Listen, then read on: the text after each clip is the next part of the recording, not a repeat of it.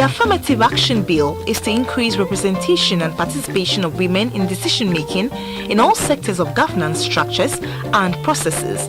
The process has spanned 2 decades and more, with the drafting of an affirmative action policy. In order to finally pass the bill into law, the National Technical Committee in charge of the bill has held the final validation meeting to appreciate the bill. The purpose of this bill is a temporary measure to correct a gender imbalance in Ghana and to promote and ensure the full and active participation of women in public life by providing a more equitable system of representation in electoral politics and also generally in governance, in accordance with our international commitments and also our constitutional and national development aspirations. The bill, when passed into law, will identify and effectively redress gender inequalities and imbalances in our economic, educational, cultural, and social lives. This is a very critical bill for us in terms of our national development and in terms of moving forward, especially in this year where we're looking at adoption of the Sustainable Development Goals, and for next year, which is election year, and for our quest to increase the numbers of women across board.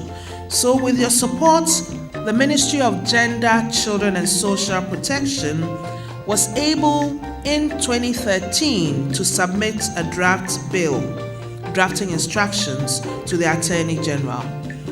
The copy of the Affirmative Action Bill you see is the 3rd and final draft. It's undergone a lot of changes, reviews, comments, and what have you. And the Attorney General on the 24th of August sent us this final draft and has asked for final comments. And that is why we're here today. We want you to critically examine the bill that we have. We're making final comments, we'll finalize, and we're hoping that by 1st November, we will submit to Cabinet.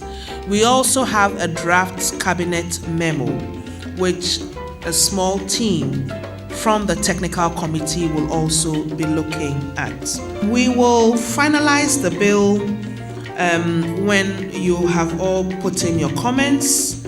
We'll send to Cabinet, Cabinet will approve, we'll go through the legislative making processes in Parliament and then ensure there's presidential assent. We'll put a team together to ensure all these processes, and as part of this engagement, we will review. After the validation, the committee will forward the final draft to Cabinet. The Minister for Gender, Children and Social Protection, Nana Oyelitha, said all government institutions, civil society organizations, private sector and individuals have a role to play in the implementation of the Affirmative Action Law. The Honorable Minister has taken us through the journey. It has not been easy, but at least we have something. And I want to acknowledge all of us, the technical working group. I want to, even before the closing remarks, I want to acknowledge your efforts, your input. Some of them are not here. I cannot see Professor Georgie Chikata and some of the others. But I am happy we didn't relent on our efforts, and we have a draft. And I believe that somewhere along the line, this bill will see the light of day, and we will know that Ghana has something that will push women forward. Today, as the Honorable Minister has said, we have come to ensure that we put in all the spices that are left, every comma, full stop, all of it, so that it can move beyond the ages. We are happy to hear there's a draft cabinet memo, and I am sure that will not be much of a problem looking at to ensure that it moves to cabinet. again to say that we should all be ready. The proper work is now going to begin. To get people to buy into this is the next thing that is coming. And Honorable Minister has already asked that we all get on board. Thank you for putting me in the chair. I don't know how to thank the minister for actually leading, I would say, the crusade. This is a crusade, very big one, of course. The members of the ministry, how patient and tolerant they have been of everything, especially when they met as MPs. We ourselves, excuse me to say, we have a cool down attitude of ourselves. And we saw it when the MPP came up and wanted to start the affirmative action something. If you looked at the women who came out, the people who came out, and they were bashing and talking against MPP taking that stand, it was mostly women. It was mostly women. You look at it and you can see that it was mostly women. Why that? The men have agreed. They know, they understand. They know that if I do not have a wife and I do not have a sister, at least I have a what? A mother. I have a mother.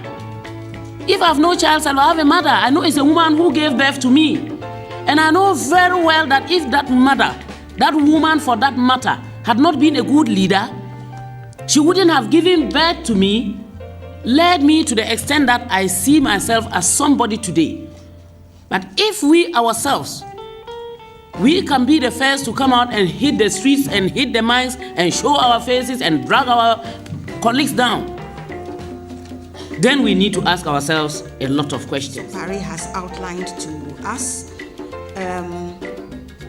We will acknowledge, or we will take cognizance of the fact that this is a third edition we are looking at, as has been outlined by the Honorable Minister. There was a 2014 edition. There was a 2015, I call it pre-August because I used it pre-August. And there's a post-August, which we are now looking at.